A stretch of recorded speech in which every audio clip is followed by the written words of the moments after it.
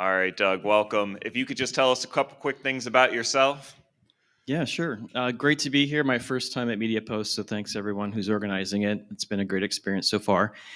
So Doug Jensen, I'm 30 years into essentially an analytics career. Started as a journalism major and then added statistics and then decided to do the combination of both, which means using statistics to measure advertising, which is a form of journalism. And had my career, first part of my career was at the vendor side. So I worked at Nielsen, which is now Nielsen IQ, and then Information Resources, which is now Circana, and then moved to client side for the second half and worked at Avon Products and now at Estée Lauder Companies. So about 20 years on the beauty side, actually. Wow. And so, with that long tenured career, I'm sure you have seen firsthand the intense proliferation of channels. There are so many now, whether it be our digital touch points, social, streaming, our traditional print, TV, and so on. Is it difficult to try to understand and prioritize all of those channels? How do you think about it? Yeah, well, let me first start by saying at Estee Lauder, been there about 11, 12 years. The transformation of starting traditional tactics, I would say 10 years ago, 90% of the spend was traditional. And I mean linear TV, out of home, and co op with our retailer partners. And 10% was digital. And today it's the exact opposite. So that meant that the proliferation of the digital channels had to be explored. And so we'll talk about today is how we prioritize that. I would say hearing Jennifer this morning from Shein in the influencer marketing area was probably the biggest change that we had to deal with, where influencers were starting to talk about beauty brands, and I know there are a couple beauty brands in the room. And what we had to figure out is how do you take that organic conversation and harness it, and then get the influencers to want to have their content be reposted, and how do you change all of that? So for us, it was almost like these four columns. The first column was traditional, and then digital was in three columns: tactics that the brand owns and puts forward, tactics that the retailer partners own and put forward, and then the fourth column is influencers. So we had to actually prioritize that and make sure that that was an element we were studying. And in a large case, again, what Jennifer said this morning was right on, which is you have to really prioritize this, especially in the beauty business. But I would say any other brand in this room that's not really harnessing influencer content is going to be, you've got to get on top of it. Otherwise, you're going to get left behind, because that is the future. And I feel like we're just getting started in influencer. But yeah, let's get into how we measure it. Yeah, so I want to talk a little bit then about, so you think about all of the different channels that are out there and all the different marketing factors that are impacting your modeling. Which channels are giving you the biggest headache? Like, where is the friction coming up of this is really hard to measure with your traditional modeling techniques and methods? Yeah, so I would say new platforms or new channels, things like podcasts, where unless you get the podcast to tell you the number of listeners and the impressions, anything new is really hard to measure. But pretty much everything else, if there's a metric that you can measure over a time series, you can actually put it into a model. And one of the things, so if I didn't mention this, I'm a marketing mix modeling expert. That's what I got trained to do when I first started to work. And we didn't call it that at that moment, but that's exactly what it was. And what Nielsen, when I was there, taught me is that as long as you have, let's say, 2 years of weekly data, any given metric, as long as that metric is the same or uniform across time, then it can be regressed or evaluated against the outcome variable that you're talking through. And what I want to share with this group today is that typically, if you are a brand and you're using an MMM and you're just looking at sales, that is where you're not going to be looking at the right effects. So what we will talk about is how we transformed our measurement to get to that. So the real answer is anything is measurable as long as the data is robust, and it doesn't matter if it's impressions or GRPs or number of like samples given out, as long as it's consistently measured across time. Yeah, so you brought it up a few times, right? And we actually kicked off today with it. So let's look at something like influencer specifically. How do you measure the impact of a channel like that? That's at times pretty soft in the outcomes if you're not careful with how you're approaching that measurement. And then are there metrics like earned media value that are important to you? How do you think about those things? So we leverage different technologies in the influencer marketing space: Creator IQ and Tribe, was one that Jennifer mentioned this morning, and we use them as well. But we also use a couple others like Tracker and Tagger. And what they all do is basically measure consumer reaction to an influencer's post when that influencer has tagged the brand, right? And Creator IQ coined earned media value. And essentially, it's just a measure of engagement turned into a dollar figure. And it was a pretty smart idea of that company to do that. The challenge with earned media value is on its own, it's a meaningless number. So if it's $100 or $1,000,000, it doesn't really matter. But in our company, we had to create goals because our brands were not really leaning into influencer content for some time. But more importantly, it's about how does earned media value relate to different metrics. And this might be a good time to get into how we think about that. So I've been with Estée, as I said, for over 10 years. And when we first started measuring influencer marketing, what we were looking for at that time was just a sales effect. And statistically speaking, we were not finding a very relevant and meaningful measurement on sales. And so I would go back to the brand teams and say, I'm sorry, I can't measure influencer content. And they said, well, what are you measuring? And I said, the sales effect. And they said, well, why would you do that? That's not the point of how we're using influencers right now.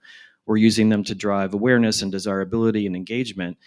And that was the aha moment for me to go back to my modeling agency. We use a company called Equimetrics, which is one of the best in the field. Other companies out there include Analytic Partners, which I think Kroger said they use. But anyway, the idea that we came up with Equimetrics at Estée Lauder is to look at different parts of the funnel. So now we run a model on the upper funnel where the KPI we're looking at is Google search. Middle funnel is site traffic, and bottom funnel is sales. And so when we went to this new approach, and they're kind of nested together, what we were able to say is if we have an influencer marketing campaign, let's say for Clinique, one of our brands, and that influencer marketing campaign drives someone to go into Google and search for Clinique, that's the effect that we're looking for. And what we found is when Clinique started to lean in and hire influencers and send them product and then actually bring them into meetup events, we actually saw a lot of Google search go up for Clinique. So that was the upper funnel. And then what we would look for then is, did they come to the Clinique.com site and just come to the site? So are they a unique visitor? And in the middle funnel, we don't care if they're purchasing yet. And then we looked at sales and sales through wholesale, our retail, our DTC, online as well. And it was this transformation of once we figured out that influencer marketing drives Google search, it actually had this cascade effect to traffic and then a cascade effect to sales. And that was actually, as I said, the big aha moment. So the brands started to like me again because they realized I actually could figure out how to measure this. I just also wanted to go to Joe's presentation yesterday morning. He actually talked about some of this in a related way. What he was saying, and I loved how he did this, he said that if you get increased share of voice, which you get through spending more, that will drive an increase of share of search, which is what I was saying is the upper funnel, and that leads to increased share of market. So it's the same concept that he was describing to actually prove out what he's trying to do. So it was really interesting to hear that. Yeah, and I love the interconnectivity here, right? So as you think about then the full funnel, how are you balancing the value of that upper funnel media with the lower funnel media? I think you've kind of touched on this a bit, but I want to understand, like, what is the leveling that you do to then help shape your budget allocation, right? How do you think through, like, you now know that the upper funnel piece is actually trickling down. How do you rebalance? Yeah, so the way this three-stage approach works is we can tell the brands how much of their spend is going into each of the three buckets. And it's because we're looking at both brand marketing and performance marketing in one ecosystem, which actually helped us get past the silos that we were facing. The online team just wanted to measure the e-commerce tactics using attribution. And you can do that, but you're only measuring a part of the picture, right? So by bringing everything into one ecosystem, essentially the brand president who cares about everything was able to see the brand marketing spend and the performance marketing spend in an all else being equal playing field. So the main thing is now that you know where your spend is going, I could say, 15% of your contribution is upper funnel, 40% is middle funnel, and the balance at lower funnel. And even with this really sophisticated approach, what I now have to evangelize is we're still underfunding the upper funnel. And I think a lot of brands face that because, especially in the pandemic, most brands stopped doing upper funnel spend, right? We were just all trying to get conversions at the bottom of the funnel. So this approach basically has a headlight to say, are we doing the right things? And so what we're trying to do is free up the money in the bottom to go and spend more at the top. So let's bring in the complicating factor, incrementality. How does your model account for that? And do you weigh the incrementality of a given dollar above any other way of assessing that performance? So if you're not aware, all these models, either attribution or MMM, rely on the concept of incrementality. So simply stated, you have a baseline of sales or whatever the KPI is that you would get because you have a business, typically driven by distribution, driven by the seasonality of a business. And what your model is looking for is when you do an activity, how much more incremental or extra do you get on top of that baseline? And that's an important concept to talk about because, to your question, what that really says is you place a media buy or you do an activity, and some of it will go into the base. But what you're looking for, obviously, is the part that goes and is considered incremental. And then what you're doing is putting the ROI against that. So all the factors that go into the model are treated the same way, and you're looking for that incremental effect. Now, some techniques that are in attribution don't look at incrementality. So if anyone here is using an attribution vendor, you should ask them, are you just reporting total revenue, or are you actually using a technique that actually gets to incrementality? Yeah, and so then the MMM modeling that you're talking about, it's, as I understand it, right, it's a little more longitudinal in nature. There are other ways of measuring your media performance that are more immediate, shorter term. If you're looking at like your Google Analytics performance, your last touch, attribution. How do you balance the need to optimize your campaigns over the short term, what you're seeing out of the immediate output in your reporting, with some of these longer term models that might tell you, hey, a decision you made 3 months ago maybe wasn't the right one? What's the give and take there? Yeah, so MMM, by the nature of how it's done, it takes a bit of time to set up, and it takes time because you're looking at least 2 years of history that you're evaluating, and then the modeling takes a bit of time to get delivered to the brand. We think of it as the superior way to set high-level budget allocation. We do not use it, and no one should be using MMM for real-time allocation. So what we're doing is a given brand, let's say Estée Lauder or Clinique or MAC or Joe Malone, and it will have its own model that my team delivers in time for their budget process. And those brands will use that data to set the allocation. So what percentage of the budget should be in each of the big broad buckets. And then we work with our media agency. We work with Decoded, which is part of the Monks ecosystem. And then Decoded takes our overall guidance, and then they work with their real-time tools. And sometimes that means going to Meta and to Google and using their tools. So it's a healthy balance of doing something very broad and strategic that's higher level, and then taking those allocations and pushing that to the real-time vendors who are doing that work for us. Awesome. So this was all really interesting. And where I think I want to end on is you started off by saying, right, like in the 10, 11 years that you've been with Estee Lauder, your mix has shifted tremendously, where it was once like 90% traditional, I think you said, and now it's in a completely different place with newer channels. If we were to flash forward another 10 years, that mix is probably even more evolved, and what we're doing today would probably look dated. How can brands today best keep pace with the rate of change and new channels, and then the measurement needed to support it? What are the things they need to be investing their time, energy, and resources in to stay on top of it? So I think the idea of an MMM, as I mentioned, and then working with the agency, what I didn't mention is kind of in the middle. So we do a lot of A/B testing. So if there's a new tactic that comes in and we're not sure if it works, then we'll do A/B testing, or just actually see if that tactic seems to be relevant.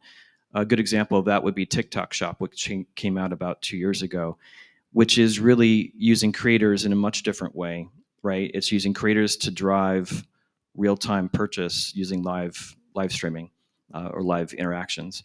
So that was a technique where actually I had to say, does it drive a halo effect or not? Because it's really clear you're using an influencer to drive a purchase, a conversion, should that have a broader halo effect on other purchasing? And so we're trying to look to see if it does.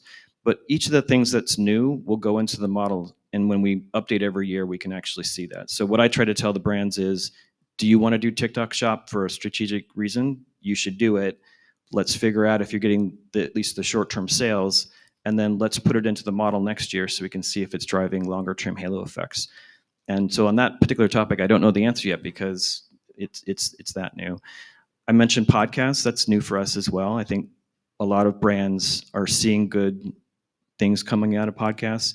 Here's one that I didn't think was relevant. We leaned into Pinterest, which we weren't spending much money on, but the engagement for people who go to Pinterest to look for ideas is incredible. The engagement is there, and our ads are performing really well. So a lot of those, sometimes you can see from what you're doing, and sometimes you can see it later through the measurement. Amazing. Thank you, Doug. Really appreciate all of the deep insight that you gave there. We'll now turn it over to the crowd for the questions that you have on measurement. Oh, we already got one from Kevin over there. Don't say I suck. I will try to control myself. Kevin Washington at Best Buy. I'm sure everybody knows that at this point. This is super interesting. Would love to buy you a beer and just talk about it because this is my whole world too. So super cool. You started touching on some A/B testing. I kind of have two questions. One is, as you're A/B testing and you're looking at it, are you primarily doing that on a geo level, or have you found a way to do that more traffic based across the multiple teams? We're more likely to do a geo-based A/B test. So take, the old way to think about this that I actually used to sell at IRI was the match market test, where you take two markets that look similar and you do something there, and then your control are two other markets that are matched to that. Is that old school? I guess so, but it is probably the purest way we found to feel comfortable with it, especially if the four markets you're talking about had been like matched across time and you're controlling for the seasonality that's happening. Are there other ways to do that? Yes, Meta and Google offer their own types of techniques there, and brand lift studies, for example, would be another thing that we would look at. What we have found is it doesn't always converge. So Yes. I would say we will so if Meta's doing it for free as part of a big buy, then we'll look at it, but will we really make a big decision on it? Maybe not, depending on what the test that we design shows us and then what the MMM says. We're almost in the exact same place, but the nicest thing with the Google stuff they have now, with especially GeoX, all that's open source. So really, it's still match markets with just a time-based regression on the back end. So it's like, oh, okay, cool. We could take that, look at what they're doing, and then push out from there. So Right. Super dope. I love it. Thank you. Annie from Wayfair again. I'll get the second round if you guys would let me join for your beer.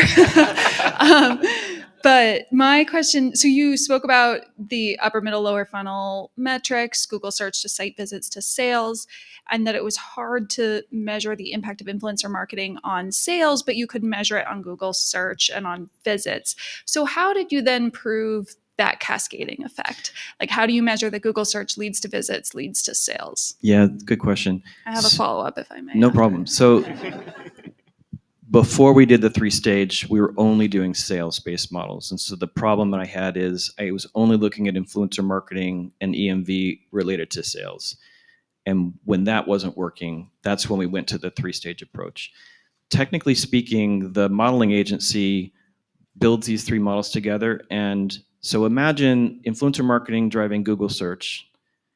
Then Google search becomes an input into the site traffic model. And then site traffic becomes an input into the sales model. So that's how they're connected to each other. So we're looking at both direct and indirect effects. And that, I call it a nested ecosystem. So it's only because influencer marketing drove Google search, and then I could look for its effect in the site traffic, and then I could substitute into the sales model. It was only because they were all connected that I was able to get to the influencer marketing ROI.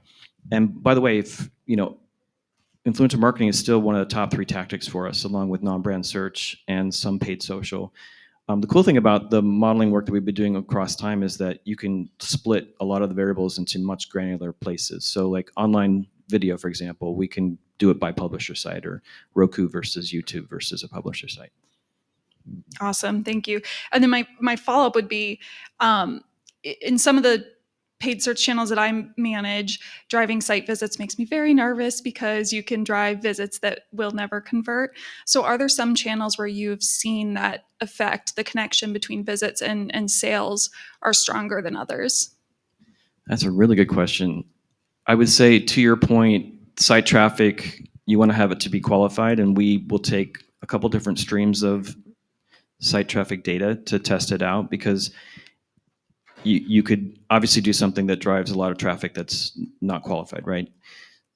To answer your question, I would say most of the time what we're looking for is what's driving upper funnel and what's driving bottom funnel. It's almost like the middle is this connector to the two, and we're not making decisions on the middle funnel. Could we? Yes, but the brands are more interested in Google search because it's not awareness as much as I'll call it desirability. Does someone go to the Google search engine to do something? That means there's someone, they probably were aware already, but are they kind of desiring something? So to be honest, the site traffic is less important, and I guess I'll cop out by saying that we're not making decisions just on that part. Okay, one over here. Dude, got my Fitbit on. Yeah, all the way in the back corner.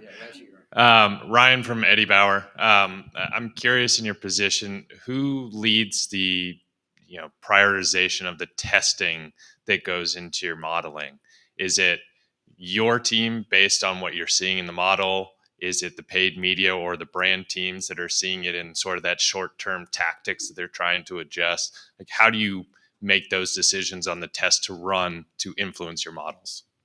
The tests are typically independent of the MMM capability that's there. So it would really be when the brand in whatever region, let's say the Mac general manager who runs Mac North America, if there's some spend that his team wants to do and he thinks it's too risky, then he'll suggest the test.